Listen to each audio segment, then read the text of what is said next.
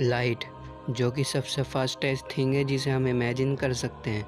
तो चलिए अब इमेजिन करते हैं, जब हम अपने रूम की लाइट को ऑफ़ करेंगे तो इंस्टेंटली लाइट वहाँ से डिसअपियर हो जाएगी। और जब हम किसी अंधेरी जगह पर अपने मोबाइल के फ्लैश को ऑन करेंगे तो इंस्टेंटली लाइट वहाँ पर अपीयर हो जाएगी। क्योंकि जिस स्केल पर हम ये सब चीज़ें ऑब्ज़र्व करते हैं अपनी अर्थ पर, यहाँ पर लाइट की स्पीड काफ़ी फास्ट ट्रैवल करती है। तो क्या होगा अगर हम अपने स्केल से बियॉन्ड चले जाएं? तो ऐसा करने पर लाइट की स्पीड काफ़ी स्लो और स्लो होती चली जाएगी। तो अर्थ का साइज़ काफ़ी छोटा होने के कारण लाइट अर्थ पर काफ़ी फास्ट ट्रैवल करती है, जो कि 29,97,92,458 मीटर्स पर सेकंड की स्पीड है। जिस स्पीड की मदद से लाइट को अर्थ के पूरे 7 चक्कर लगाने के लिए सिर्फ एक सिंगल सेकंड ही लगेगा। और जब हम अपने रूम की लाइट को ऑन करेंगे तो लाइट को पूरे रूम में फैलने के लिए सिर्फ 1 सेकंड का 5 लाखवां हिस्सा ही लगेगा। तो इसका मतलब ये हुआ कि लाइट को अर्थ के सरफेस पर किसी भी जगह पहुंचने के लिए 1 सेकंड से भी कम का वक्त लगेगा। और यही रीज़न है कि इंस्टेंट कम्युनिकेशन अर्थ पर पॉसिबल हो पाया है।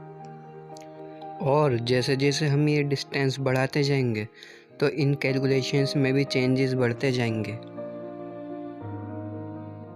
तो लाइट को अर्थ से मून तक जाने के लिए 1.255 सेकंड का वक्त लगेगा, जैसा कि अपोलो मिशन के दौरान हुआ। तो जब एस्ट्रोनॉट से कम्युनिकेट किया गया तो 1.25 सेकंड का वक्त लगा मैसेज उन तक पहुंचने में, और सेम टाइम लगा मैसेज वापस आने में। तो टोटल राउंड ट्रिप का वक्त हुआ 2.6 सेकंड्स। लेकिन मून पर कम्युनिकेशन फिर भी काफ़ी ज़्यादा आसान है एज़ कम्पेयर टू मार्स, जो कि अर्थ से मून के कंपैरिजन में काफ़ी ज़्यादा दूर है। तो अगर कभी फ्यूचर में हमें मार्स पर अपनी कॉलोनीज़ बसानी पड़े तो वहाँ पर कम्युनिकेट कर पाना इतना आसान भी नहीं होगा, क्योंकि अर्थ और मार्स सन के अराउंड डिफरेंट ऑर्बिट से रिवॉल्व करते हैं और इन दो ग्रहों के बीच की दूरी भी बदलती रहती है। इस वजह से इन दोनों के बीच मिनिमम डिस्टेंस होने पर अगर हम अपने किसी फ्रेंड को मार्स पर मैसेज सेंड करें तो उसे वहाँ पहुँचने तक 3 मिनट का वक्त लग जाएगा, और मैक्सिमम डिस्टेंस होने पर इसे 22 मिनट 24 सेकंड का वक्त लग जाएगा।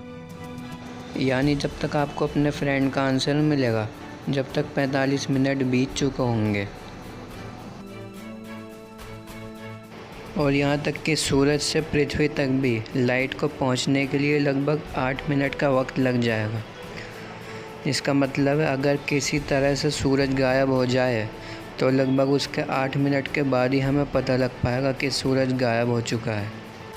तो अगर हम बात करें अपने सोलर सिस्टम से बाहर की, जैसे कि प्लूटो, तो यहाँ पर लाइट को पहुँचने के लिए लगभग 5 घंटे का वक्त लग जाएगा। इसका मतलब इंस्टेंट कम्युनिकेशन बिल्कुल भी पॉसिबल नहीं हो पाएगा। तो ये हमने जितनी भी बात की है ये सिर्फ हमारे सोलर सिस्टम से आसपास की चीज़ों की थी। सूरज के बाद जो हमारे सबसे करीब सितारा है यानी प्रॉक्सिमा सेंटोरी, जो कि हमसे 4.24 लाइट ईयर दूर है। इसका मतलब लाइट को यहाँ तक पहुँचने के लिए 4.24 ईयर्स का वक्त लग जाएगा। तो इमेजिन करिए अगर हमारा कोई दोस्त यहाँ पर किसी तरह पहुँच जाए और आप अभी 2020 में उसे ये इन्फॉर्मेशन दो कि डोनाल्ड ट्रंप अमेरिका के प्रेसिडेंट हैं। तो जब तक उसके पास ये इन्फॉर्मेशन पहुँचेगी जब तक अर्थ पर सब कुछ चेंज हो चुका होगा, और जब तक आपको आपके दोस्त का रिप्लाई आएगा जब तक पृथ्वी पर 8.5 साल बीत चुके होंगे। जिसका मतलब आप अपने दोस्त के साथ सिर्फ ज़्यादा से ज़्यादा पूरी लाइफ में 9 मैसेजेस ही कर पाएंगे।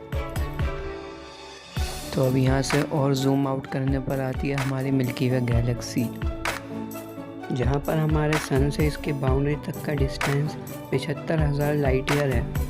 इसका मतलब लाइट को भी 75,000 साल लग जाएंगे इसकी बाउंड्री तक पहुँचने के लिए।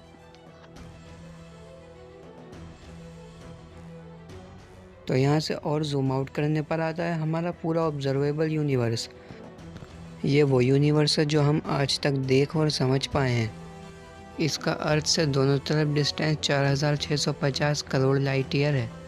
इसका मतलब लाइट को भी 4650 करोड़ साल लग जाएंगे इसकी बाउंड्री क्रॉस करने के लिए। तो दोस्तों वीडियो कैसी लगी नीचे कमेंट में ज़रूर बताना। और अभी तक आपने चैनल को सब्सक्राइब नहीं किया तो चैनल सब्सक्राइब करके घंटी वाले बटन को दबा दीजिए, क्योंकि मैं इसी तरह की साइंस वीडियोज़ इस चैनल पर लाता रहता हूँ।